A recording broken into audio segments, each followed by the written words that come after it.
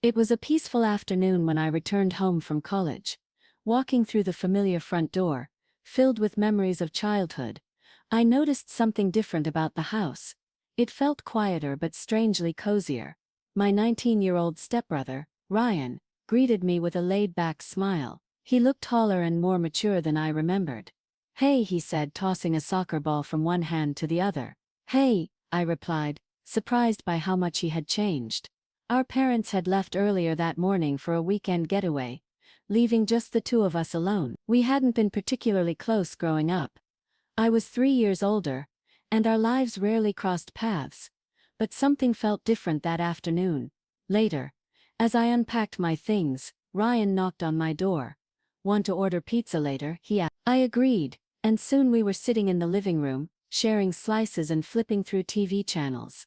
The conversation flowed more easily than I expected. We laughed about old family stories, like the time we built a fort out of bedsheets and got into trouble for knocking over a lamp. "You were such a troublemaker," I teased.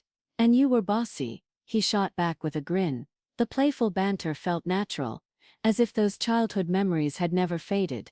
Later that evening, I found Ryan in the kitchen washing dishes.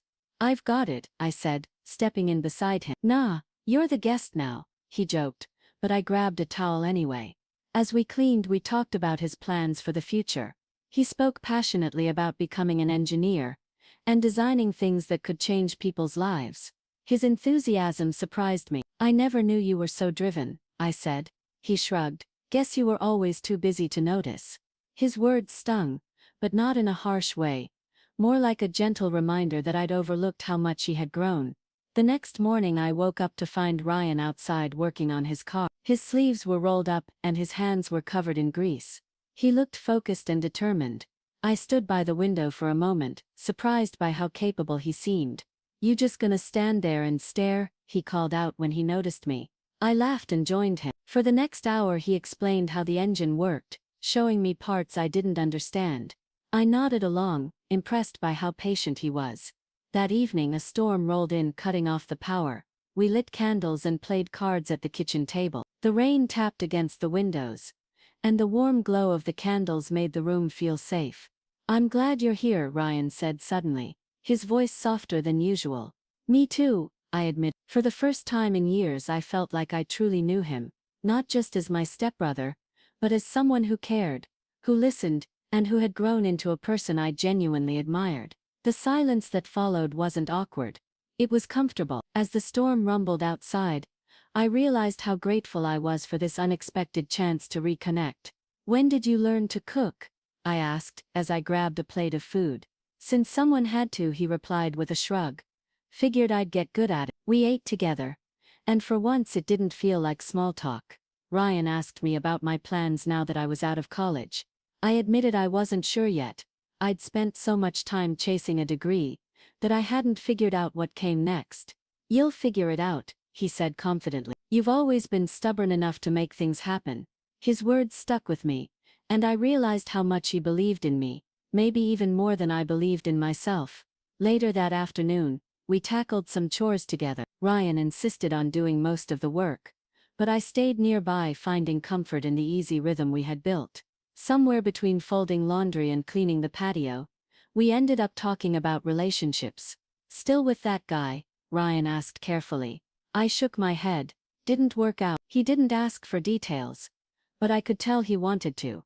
Instead he just nodded. "His loss," he said, and for some reason, that meant more to me than any advice could have. That evening, we ended up watching one of those old action movies our dad always loved. I noticed Ryan stealing glances at me throughout, like he had something on his mind. When the credits rolled, he finally spoke. "I remember when you left for college," he said quietly. I don't know, I guess I thought you'd forget about me." I looked at him. "Forget about you? You were always busy," he said. "Friends, classes, I figured you'd move on, and we'd just drift apart." I felt a pang of guilt. I'd never thought about it like that. I'd been so caught up in my own world that I hadn't realized how much distance had grown between us. "I didn't forget," I said. I guess I didn't know how to stay close." He smiled a little. "Well, you're here now." It was such a simple thing to say, but it felt important, Like no matter what had happened before, he still believed in us. In the bond we'd always had. Later that night, I found a note on my desk. It was from Ryan. "Glad you're home," I smiled to myself, folding the paper carefully. For the first time in a long time, I felt like I belonged, not just as part of the family, but as someone Ryan genuinely cared about. And I realized I cared just as much. The next day felt different, quieter, almost tense. Ryan seemed distracted, barely speaking during breakfast. I figured he just needed space. But something felt off. By the afternoon, he was still distant. I found him outside, sitting on the porch with his phone in hand, staring at the screen. "Everything okay?" I asked. He hesitated, then shook his head. "Just some stuff with school. Nothing big." I knew it wasn't nothing. After some pushing, he finally opened up. He'd missed a project deadline, and it put him at risk of losing his scholarship. "I should have handled it better," he muttered. "But now I'm stuck." "You're not stuck," I said. "You're just overwhelmed." "I can't fix it," he shot back, frustration breaking through. "I've already tried." For a second I didn't know what to say. He wasn't just upset, he was disappointed in himself. "Maybe you can't fix everything at once," I said carefully. "But you can start somewhere." He didn't respond, but I could tell he was listening. That evening, I brought my laptop to the table and started typing. Ryan walked past and stopped. "What are you doing?" "Helping you," I said. "If you're going to give up, at least let me try first." He didn't argue. Instead, he sat down beside me. We spent hours rewriting parts of his project, tightening ideas, fixing gaps, and finding ways to improve it. He was sharper than he gave himself credit for, and soon he was leading the way, explaining concepts I barely understood. By the time we finished, his mood had shifted. The frustration was gone, replaced by something quieter, relief, maybe even pride. "Couldn't have done it without you," he said. "You did most of it," I reminded him. "Yeah, but you didn't let me quit." That night, I caught myself thinking about how much he had changed. The kid I remembered, stubborn, restless, always chasing something, had turned into someone who worked hard, cared deeply, and didn't give up, even when things felt impossible. The next morning, I found him pacing the kitchen, nervous. "Yeah," he admitted, "but I'll figure it out." I smiled. "I know you will," he grinned back. And in that moment, I realized something important.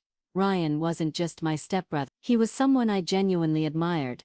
Someone who made me want to be better too. Ryan's project was accepted, and I could see the weight lift off his shoulders. He tried to play it cool, but I knew how much it meant to him. That night, he seemed lighter, like he could finally breathe again. "I owe you," he said. "You don't," I replied. "You just needed someone to remind you what you're capable of." For the rest of the evening, things felt normal again, relaxed, easy. I thought whatever tension had been there was gone, but I was wrong. The next morning, I found Ryan unusually quiet again. He barely spoke during breakfast, just stirring his cereal in circles. When I asked if something was wrong, he brushed it off. "It's nothing," he muttered. But later, when I walked past his room, I overheard him on the phone. "I don't know," he said. "It's complicated." I didn't ask what he meant, but I couldn't shake the feeling that it had something to do with me. That evening, we sat on the couch watching TV, but the air felt heavy. I finally turned to him. "Did I do something?" He blinked, caught off guard. "What? You've been weird all day." "You didn't," he cut in quickly. Then he paused, like he wasn't sure what to say next. "I guess I just didn't expect this." "Expect what?" "This," he said, gesturing vaguely. "Us hanging out, talking, actually getting along." I almost laughed. But he wasn't joking. "I didn't either," I admitted. "But I'm glad we did." His expression softened, and for a second, it felt like something unspoken hung between us. Something neither of us wanted to say out loud. "You're leaving soon, right?" he asked. "Yeah," I said quietly. "In a few days." He nodded slowly, like he was still processing it. "I know we didn't always get along," I said. "But I'm proud of you, Ryan." He looked at me surprised. "Really?" "Yeah, you've changed a lot, in a good way." For a moment he didn't answer. Then he smiled. Not his usual sarcastic grin, but something genuine. "I'm proud of you too," he said. "You always act like you're still figuring things out. But you've got it together more than you think." His words caught me off guard, but I believed him. The day I left, Ryan walked me to my car. He stood there awkwardly, shifting his weight like he wanted to say something more. "You're going to be okay," I said. "I know you are, you too," he replied. Before I could get in, he reached out and hugged me quick, almost hesitant. "Don't wait so long to visit next time," he muttered. I smiled. "I won't." As I drove away, I realized something important. We hadn't just reconnected. We'd built something better, stronger, and no matter where life took us, I knew that bond would always be there.